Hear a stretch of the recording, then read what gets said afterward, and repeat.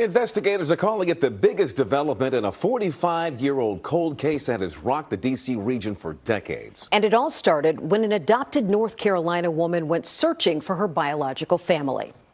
What if you found out something you didn't want to find out? And I just always kind of had that feeling. Tonight, she's speaking with News 4 about the explosive new discovery that's now renewed interest in this murder mystery. Investigators are hoping it could lead to new clues and help explain why William Bradford Bishop killed his family. It's often said we don't choose our family, and that's especially the case for Kathy Gilchrist, who lives in North Carolina. I mean, you couldn't have more wholesome parents. She's always known she was adopted. My life has always been complete. And didn't really give any thought to searching for her biological family until she retired. I said, why don't I take one of these DNA tests and find out? After using an online DNA testing website, she was first matched with a woman in Maine who turned out to be quite a find. This one, I doubt I'll ever have another one quite like this one. Turns out Susan Gilmore is not only Kathy's third cousin on her mother's side, but quite the super sleuth when it comes to tracking down family, especially for adoptees. So it took a long time. After almost a year-long genealogy journey, Susan finally tracked down the possible name of Kathy's father. I thought, this can't be right. This just can't be right. But there he was.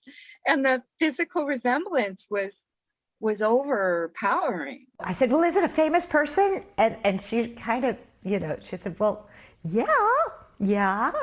But I'll let you figure that out. I said, great. She says, his name is William Bradford Bishop. The case of William Bradford Bishop has captured the public's attention for decades, followed by News 4 for years, including back in 2014 when the FBI placed him on its most wanted list, almost 40 years after the crime. There's no doubt in any of the investigators' mind that Bishop is responsible for the murder of his family.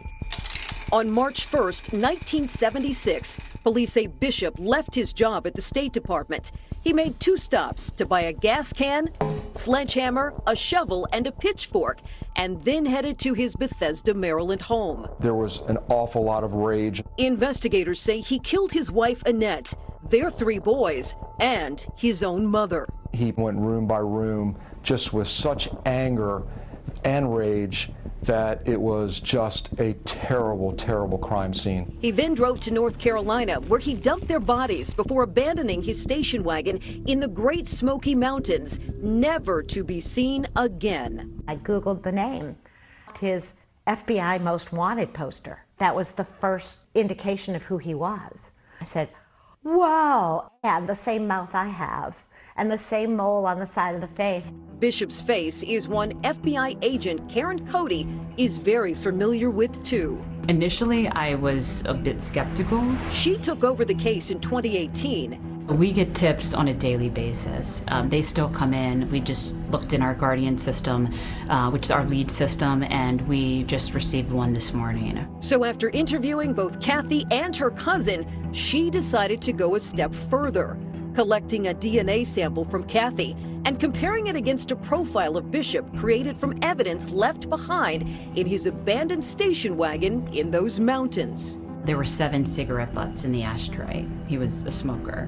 And so back many years ago, early on in this case, when DNA was a possibility, they collected and they extracted his DNA from one of those butts. And then came the call from the lab. And that is what was determined to be a positive match, strong enough for the FBI lab to conclusively determine that she is, in fact, his biological daughter. And she said, so I wasn't totally crazy.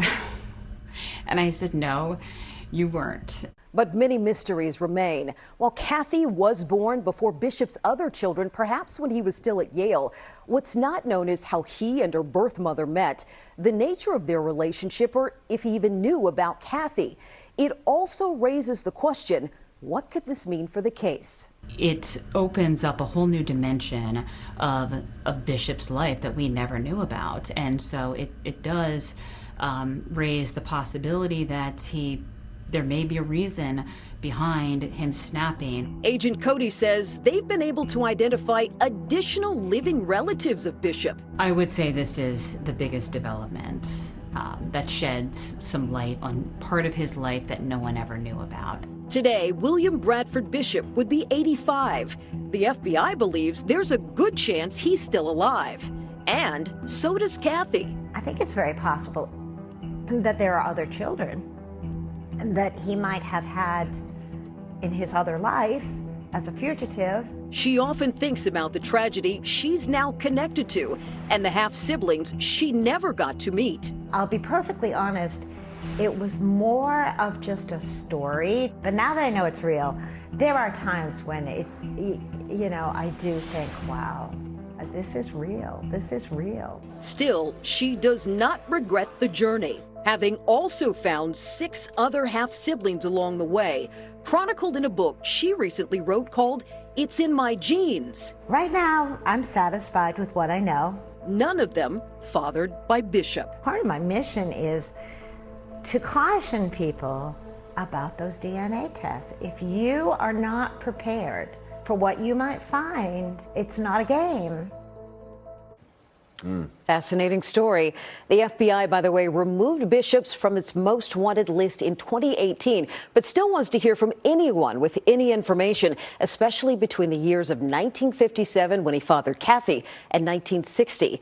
We put much more information about this case on our NBC Washington app. Just search for Bishop.